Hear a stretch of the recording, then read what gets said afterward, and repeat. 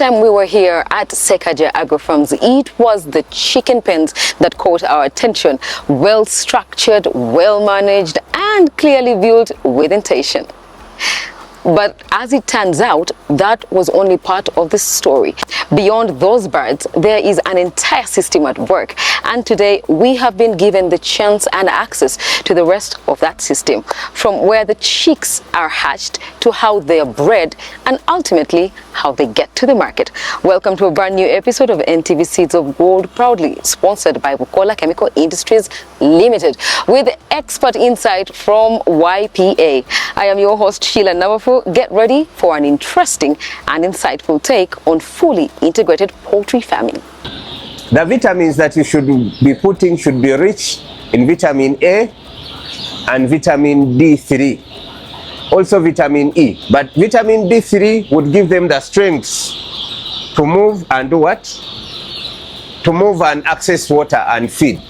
Okay? Well, vitamin A will make their eyes able to see very well, so that they can tell that this is water and this is food.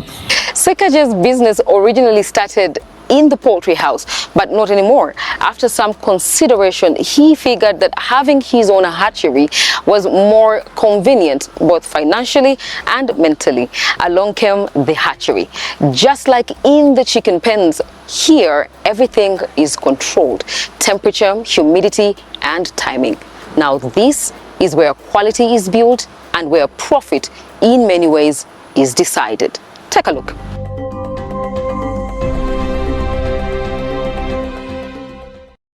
My name is Dr. Abeka Mayanja, but I go by Dr. Abu. It's the most common name. I am a poultry expert, and we do purely broiler.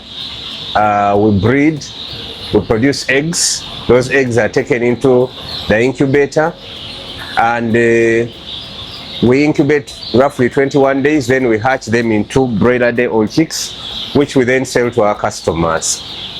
Yeah, I work as the Chief of Operations for Sekaja Agro Farms. Basically, I'm in charge of producing the eggs and then the chicks. Right now, we are at the hatchery, where we produce the day-old chicks, the day-old broiler chicks that you can see here that I am holding. Which day-old broiler chicks we sell to you, and then you go and raise and produce broiler. With broiler, you either slaughter or sell as live birds to the market. These birds, they require some special attention, but the kind of bird I give you, the mothers have been vaccinated against most of the diseases. So this bird is equipped with a maternal immunity that will help you increase survival and grow better and put on weight very fast for depletion. This chick, it is very easy to look after.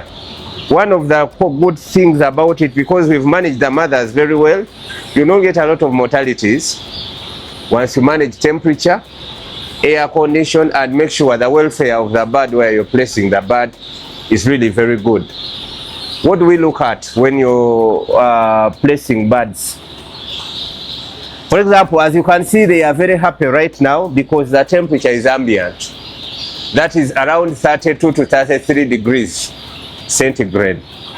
Now, in your brooder, you make sure the temperatures are around there. You should have a thermometer. But on top of having a thermometer, you need to see how the birds are once you put them in the brooder. Are they coiling in a corner or they are open? When I give you my birds, please, when you reach, do not give them glucose. There is this assumption that because the birds are coming from the hatchery, we should give them glucose. Glucose is actually not good for these kinds of birds, because I give you the birds on the day I hatch them. People believe because they are weak, they have not eaten, but in actual sense they have food in them. You see, the yolk sac has all the food that the mother has been preparing for that chick. So when it is hatched, it has up to 72 hours to be eating that food. So you don't need the glucose. It has the food is saved inside there in the yolk sac. Now, inside the bird, that yolk sac is not dissolved as the bird is developing in the incubator. It is inside there. So in its abdomen here, there is a yolk sac that has the food that can feed it for another 72 hours. So when you take it, just give it good water that has vitamins, okay, at the right temperature. We don't want very cold water. Water at the right temperature, room temperature basically, that has vitamins is enough. And you also have enough feed on the ground. We normally encourage farmers to put brooder paper. So you put the feed on the brooder paper. Once you put the birds in, just keep dropping the feed on the brooder paper. That curiosity of what is making sound on makes them want to go and eat. When they eat, as you can see, they are, in fact, when you hold them, you will see they will be busy pecking. Okay, that curiosity makes them eat. And as they eat, they differentiate between litter and food. So do not give them gluten, just give them water that has vitamins, okay, and it's food, and immediately you do what? You put them in the house.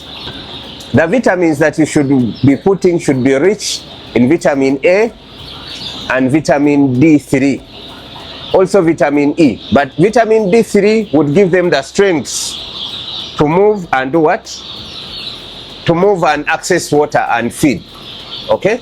Well, vitamin A will make their eyes able to see very well so that they can tell that this is water and this is food. And that way, your birds have a very good start. Okay? These things are not hard. For as long as they have a good temperature, they have water, they have feed, you're good to go. And there are very many ways to create the temperature. You can use charcoal. You can use these bulbs. There are these bulbs of 200 watts. There are mercury bulbs there. There are gas brooders. There are many these days. Make sure is when it is charcoal, make sure it does not produce soot. It does not produce smoke. Because that smoke makes the birds go blind and they will not be able to eat. That high temperature of 33, 32 is at the beginning. But as the days go by, we keep reducing the temperature. And that also means you're reducing your requirement. The money you're spending in charcoal and heater goes down. Because now they are creating the heat from the feed you're giving them. When you watch how it comes to be from shell to chick, you cannot help but exclaim the fascination. And speaking of chicks, let's talk early chick management. Did you know that these chicks are hatched with enough nutrients to sustain them for up to 72 hours? It's approximately what, 3 days? Meaning the first mistake or the first right decision happens immediately they arrive on your farm. Now, according to our farmer, that is often when and where many farmers go wrong, trying to do too much instead of doing what actually matters. So stick to the basics and get them right. Water, temperature, and adequate access to the right feed. Very simple, but powerful. Get this right and you've already set your birds up for strong growth. Yes. We have vaccinated these birds against Newcastle from here, against infectious bronchitis, but even the mothers have been vaccinated. Okay? Now, for us to give you these birds, we have studied their maternal immunity. That's why we tell you specific days when you should vaccinate. Because on that specific day, the maternal antibodies have gone down enough for the vaccine to be effective, but they have not gone down too much for the field disease to get into the what? That's why we say vaccinate at day, Newcastle at day 10. Then at day 14, the maternal antibodies for Gumboro are low enough for the vaccine to be effective. Now, normally I encourage people to use the vaccine. It's called MB. The beauty of it is it is Gumboro. It's a strain of Gumboro called MB. The beauty of it is what we also use to vaccinate the mothers. Okay? And it is very good, it's very strong. It keeps the birds from getting Gumboro. Okay? So when you do it at day 14, you're good to go. And you do it once. You don't need to do it again. And then you do another newcastle at day 25, and your birds are good to go until you deplete them at 35 days. Now, these birds eat around 0.5 to 800 grams, 0.5 kilograms or 500 grams to 800 grams in the first 14 days. Okay? And this is crumble. In Abbas, we have Abbas feeds. It's crumble, starter, around 0.5 to 800 to 0.8 or 500 to 800 grams of starter for the first 14 days. And in the first 7 days, they should give you weight of around 180 to 200 grams in the first 7 days.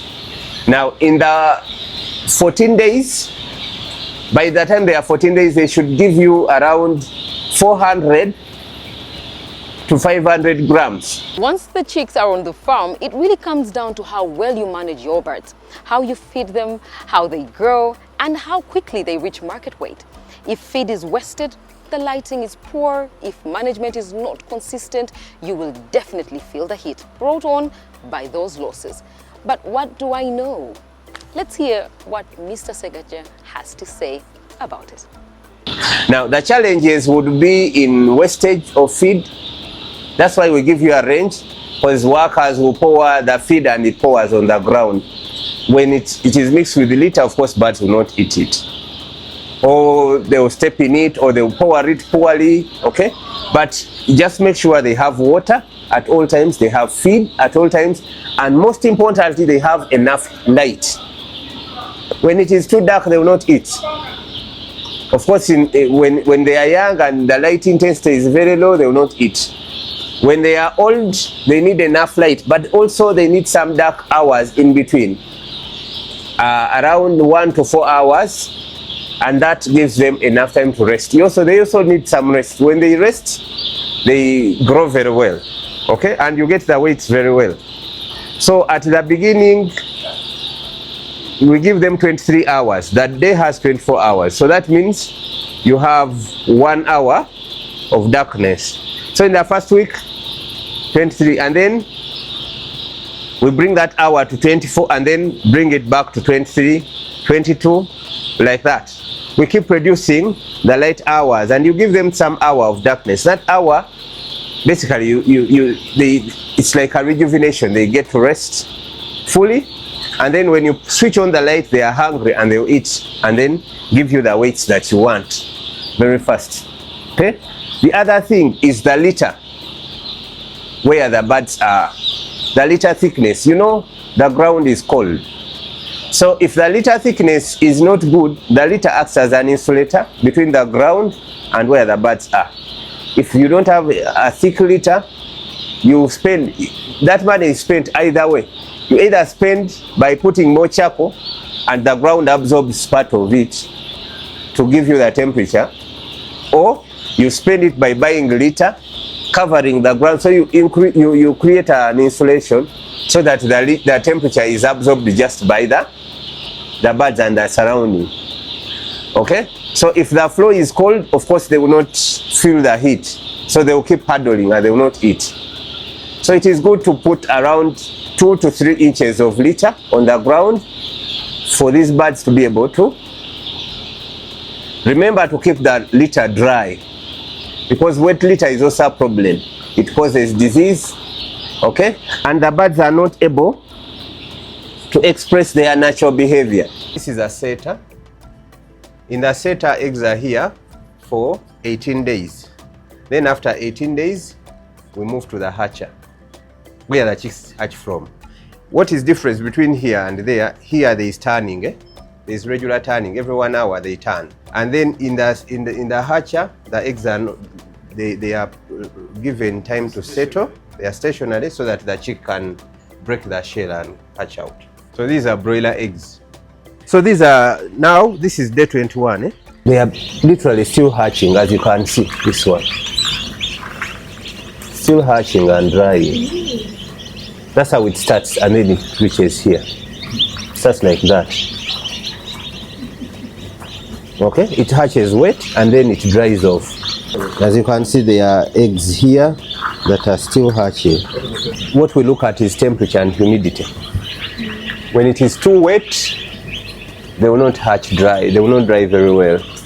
When it is too hot, also they will hatch a bit too early and then they get overcooked. So what we look at when the bird is cooked, these hook joints will turn red, and then the beaks will also be red. Okay, because it has been too hot. Such birds have poor growth. They will still be broiler, but they will grow very poorly because the hawks are what? It got overheated.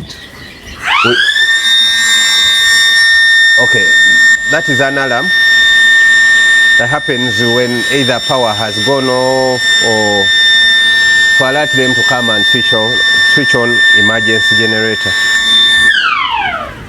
Okay, so we look at that. Sometimes when the humidity is too high, the umbilicus will not dry very well. Okay, and as you can see, they come out ready to start doing what? To start eating. You see they are pecking. In fact, it is the beak that pecks them out. See that? That small thing there is the beak. It's pecking out. Eh? Yeah. So it will break like this, and then it comes out. It is the beak that made that damage. It's beak. Okay? See? It's breaking out. Okay? Now, we've put all this, and then you go home with your good birds, and then you put glucose. Yeah. That's why for us in SAF, we give you, if you have queries, we have a trained vet to come and give you the technical support. And we have WhatsApp groups where farmers post and they have questions and we respond immediately. Now, once the birds are ready, healthy, well-grown and market-ready, some are sold as live birds to vendors, while the majority make their way to the slaughterhouse. That way the farm is able to serve different customer bases, all from the same system. Now, while at the slaughterhouse, hygiene and biosecurity are top-notch, and the focus shifts to handling food for consumption. This is where the business takes another step up. Now we are going to take a very short commercial break. When we return, we have farming opportunities and later the expert opinion with YPA. Don't forget, this show is proudly sponsored by Bukola Chemical Limited. Don't forget that this show is brought to you by Bukola Chemical. Bukola Chemical what? I knew there was something missing when I wrote it. Don't forget that this show is proudly brought to you by Bukola Chemical Industries. This show is proudly brought to you by Bukola Chemical Industries Limited.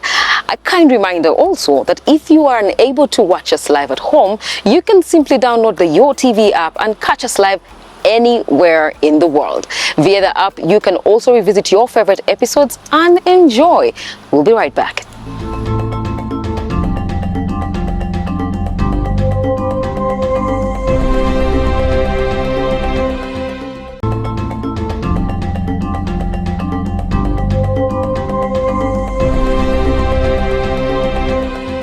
The chicken processing process is not very different from what we do at home.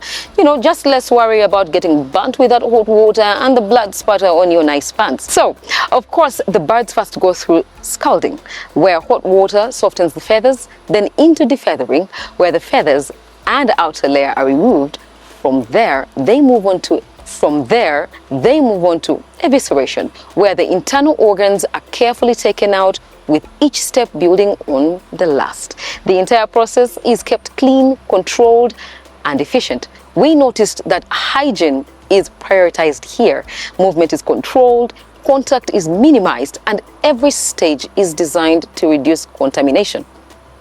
As should be, they are handling food and making sure that it is utterly safe for consumption.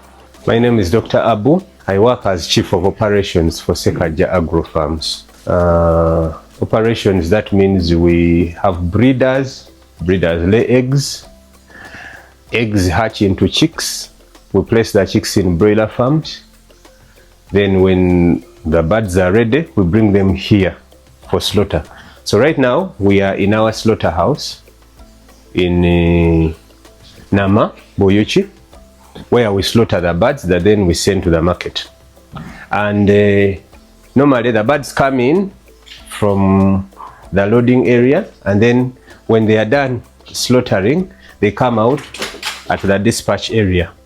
Now the process of slaughter starts from the other side, but since we are entering, we don't want to contaminate the slaughterhouse, so we are starting from the dispatch, moving backwards to the slaughter area.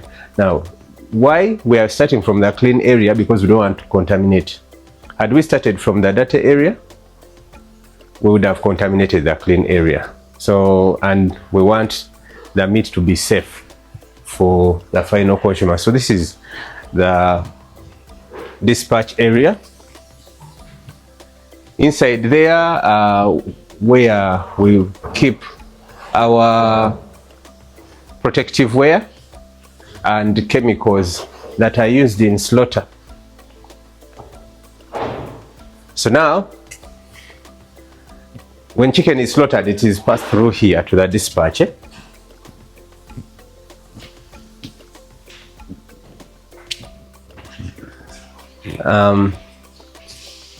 So now we are entering where we call the clean zone, where they do portioning and packaging of already clean and slaughtered and dressed chicken.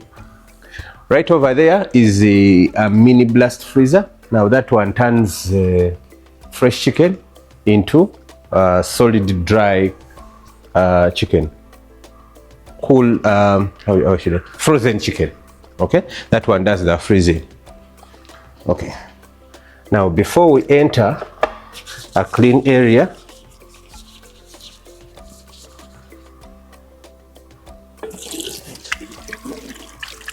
you have to deal with very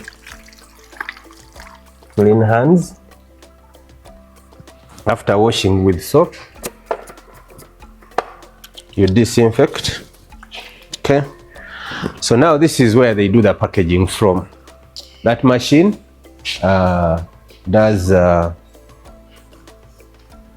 portioning. However, it is just seated on that table temporarily. Normally it is seated on that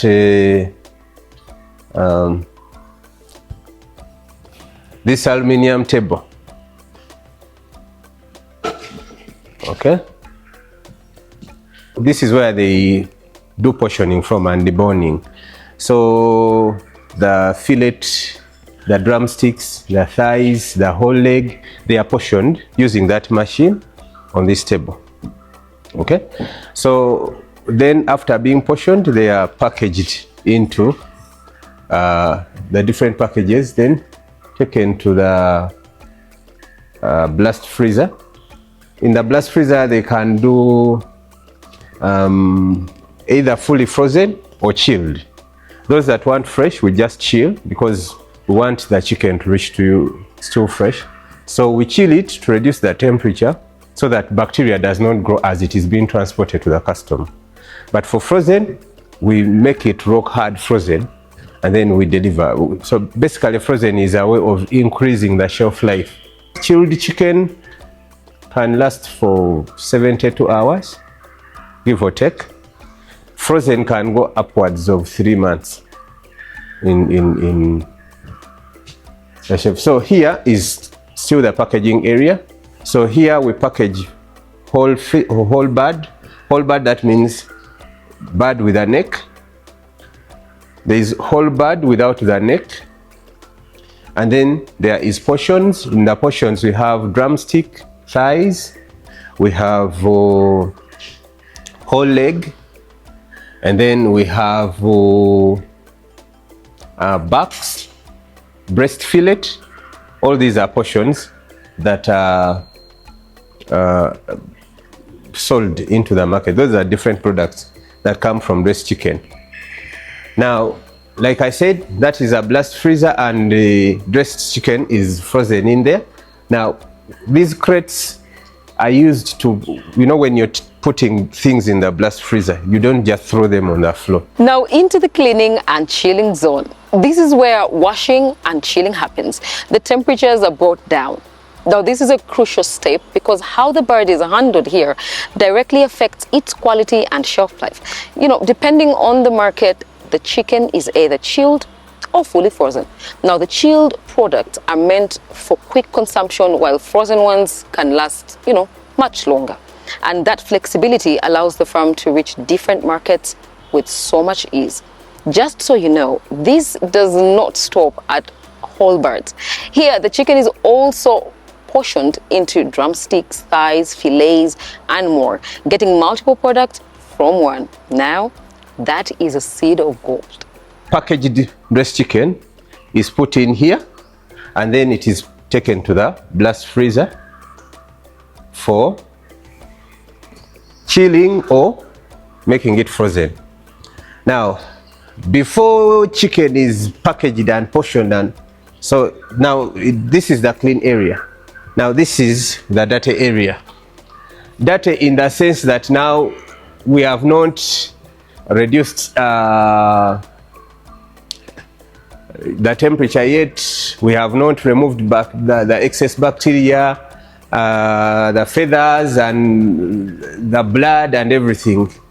Not dirty that you will see that there, but dirty in that the level of contamination here is higher, while the level of contamination in the clean area is lower. Okay, so here, since we're coming backwards, we do our washing to remove blood in these tanks. Okay, ideally it is full of chlorine and ice. Okay, so here we wash and also chill, reduce the temperature drastically, because the beginning of the slaughter process, the birds are at a higher temperature. Now we are drastically reducing the temperature, okay, to about 4 degrees. Okay, so here these are chiller tanks, and also there is chlorine. It is a very critical control point. Now here is when we try to reduce the bacteria level and also the temperature. The advantage of reducing the temperature is now the bacteria will stop growing, proliferating very fast. Okay, you kill off some of the bacteria with chlorine. Okay, and the parts per million, the concentration of chlorine is also specified. Like I said, this is the dirty area, and that is the entrance to the clean area, and you can see it is also alerting you that you're entering the clean what? The clean area. Okay, so now these are in phases. Normally, when birds are slaughtered, they are washed through several points and then put in these different tanks at different stages. Okay, you know, there is more blood here, there is less blood here, and by the time it reaches here, it's very clean. And then after some time here, then it goes to the clean area for packaging and also portioning and still packaging. Now here is the evisceration. Evisceration basically means removing intestines. Okay, removing intestines, liver, the red internal organs are removed from here.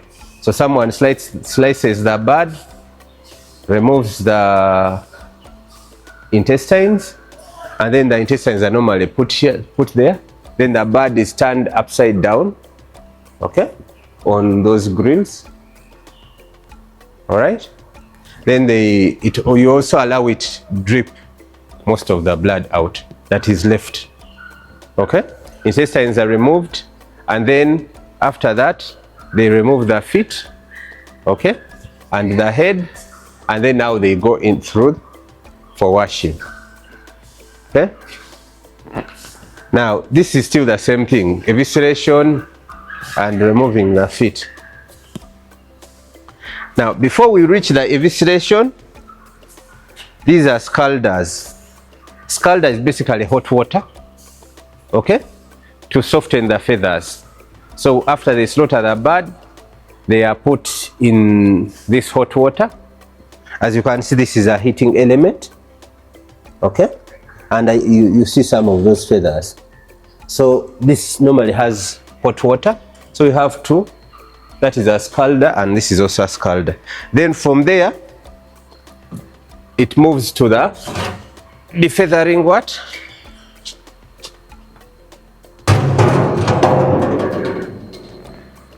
Come and see. So from there, after they've softened the feathers, the birds are put here, and then this rotates. As it rotates, these remove the feathers from the bird and the cuticle. Okay, you see the bird has a small feathers, and on top of the feather there is a very thin layer which you call the cuticle. So these ones also remove the what? The cuticle. Now, as they are defeathering, they keep pouring water. Okay, so feathers are washed off and the cuticle is washed off. So after here, then they go to evisceration, removing the intestines. Then there they cut off the feet and the head. Then they start washing to the clean area. Now, here is when they sever the blood vessels. For halal, here there is a simple prayer. Normally there is a Muslim person here.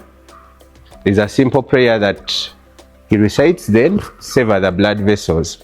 I insist severing cutting the blood vessels. They don't cut the whole head off. They just cut the blood vessels and allow for blood to do what? To come out. Halal way.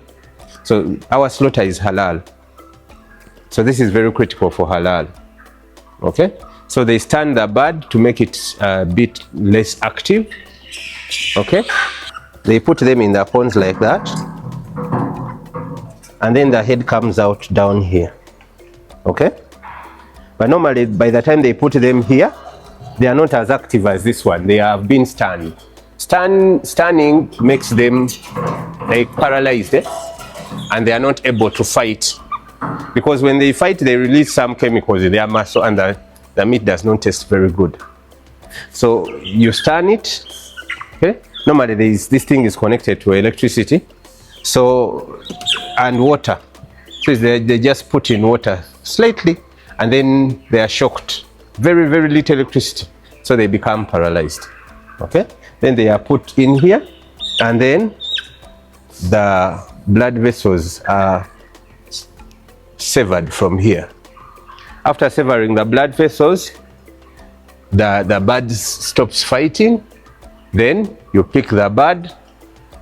They are put into the scalder.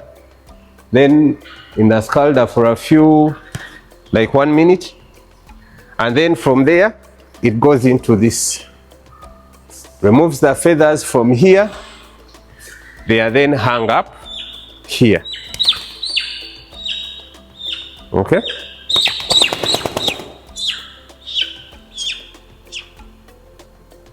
They are hung on these rails.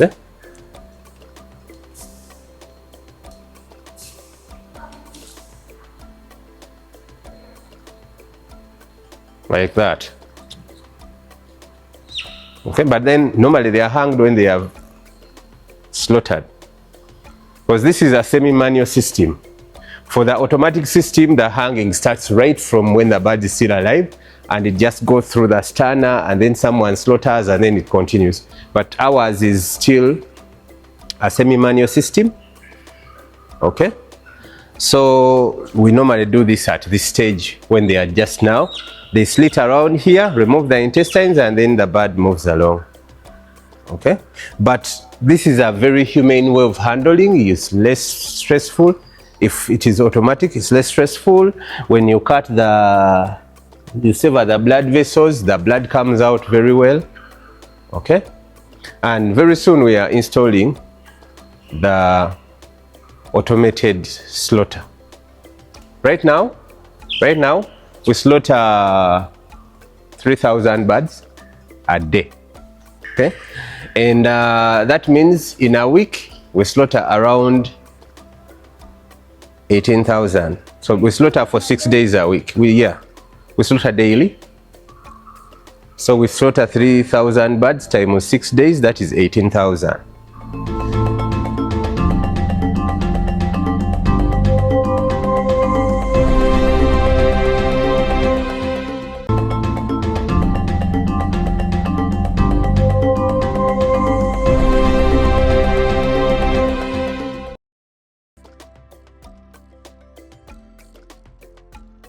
We're moving through the slaughterhouse. It is very wet. Okay, so water has to go somewhere, and this is very important for us to have a UNBS certificate, a MAIF certificate, for us to be able to process. Now this water is also, as we do it, is contaminated with blood, and so you need that water to go to the environment when it is safe. Okay, so that water that comes from the slaughterhouse normally has channels that do what? That takes them to outside to the environment. Okay, and it's a lot of water. It's not just 2 liters or 10 liters. These are upwards of 8,000 liters or more per slaughter. So as you see, it gets into the drainage system from the slaughterhouse. It comes here, and then from there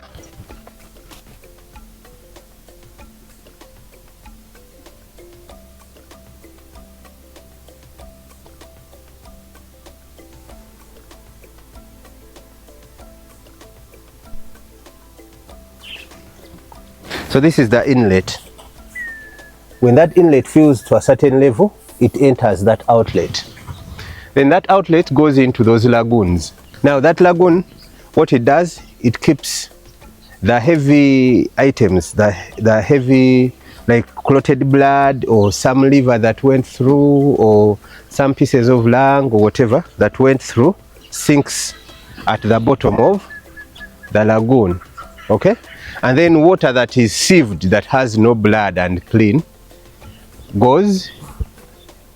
So like you see here, the entrance is at a lower point while the exit is at a higher. It's the same thing there. So all the heavy material sinks, and only clean water that has no more dirt, blood or anything, or feathers goes. Okay, so it has, they are at 4 different levels. Okay, so by the time the water comes out to the other side, it's actually very clean water that has no blood. Okay, and those lagoons, the floor is cemented, so water does not also seep through the floor to the ground. So as these are organic, they are big, solid, but they are organic. So when they are in water for some time, they decompose and also become what? Water. Okay, they decompose. These are organic, so they decompose and they become water and move. So eventually at the last point it is only water, and the blood has done what? Has gone out. So as we do the slaughter, we've also made sure the environment, that what we release to the environment is safe for us, for the community. In fact, you can never hear our community complaining of the smell, or our fish died, or there is contamination, or our crops are not growing, because we make sure that the water that is released into the environment is clean and safe as part of our slaughter. Now this is something else that farmers cannot also afford, because it is very costly building those things. So these are benefits that an outgrower would get, because ideally you cannot get this when you're doing it is very costly.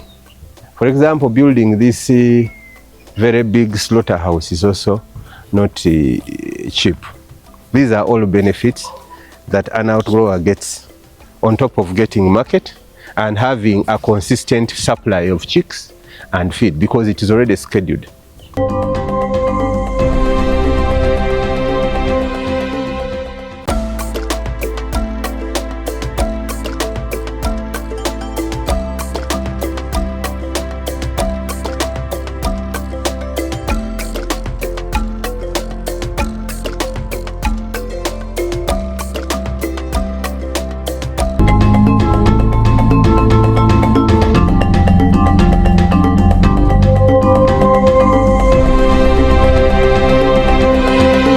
Thank you for watching NTV, and thank you for catching it up here with me, Obed Ben, giving you the tips that can take you through the agribusiness management. Especially we rotate around goats, maize, bees, and stuff like that. Now imagine a goat farm of worth 300 million, 600 million. Some goat farms, I have a goat farm that is worth 2 billion. Now my question is, yes, because if I have 500 bucks and each buck is at 4 million, how much money is that? So if you have, let's say, even if it was 200 million, mobile money service providers with 70 million, they have 2 guns.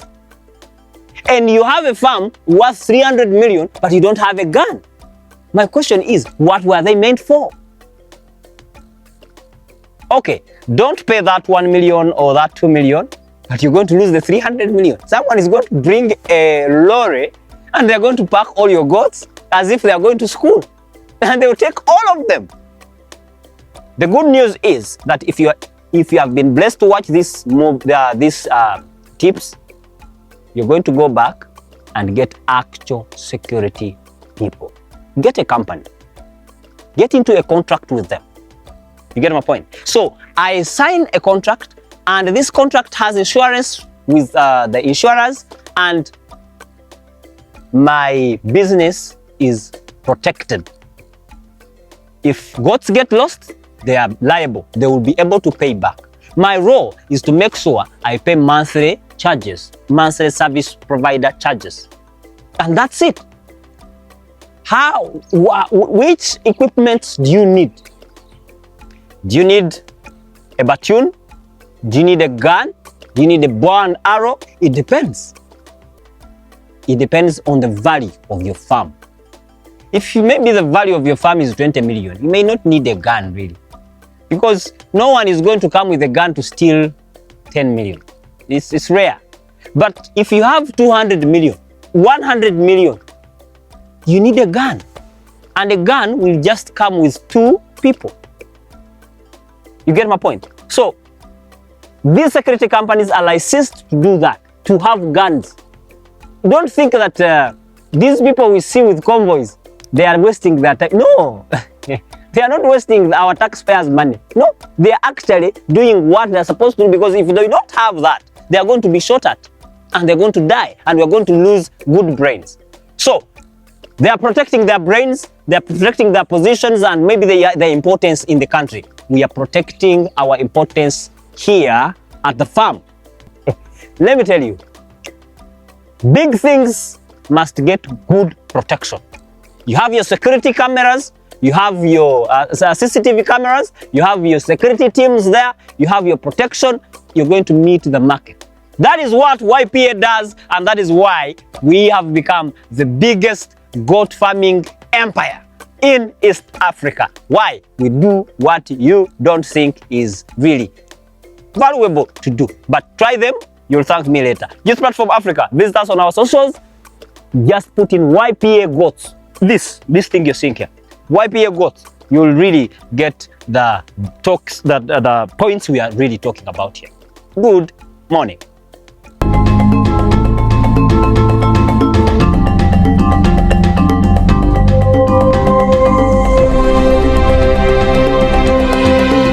Now you can see why I kept telling you that this is an outstanding farm. They are all about building a complete system around the poultry farming enterprise, from hatchery to farm to processing, and finally to the market. And for anyone looking to get into poultry, this is a model worth learning from. Now, that is all we had in store for you today, but we will be back next week with Grain Pulse Limited's compounded feed and concentrates tailored to poultry, cattle, and swine segments. You won't want to miss that episode either. So till then, have a good night.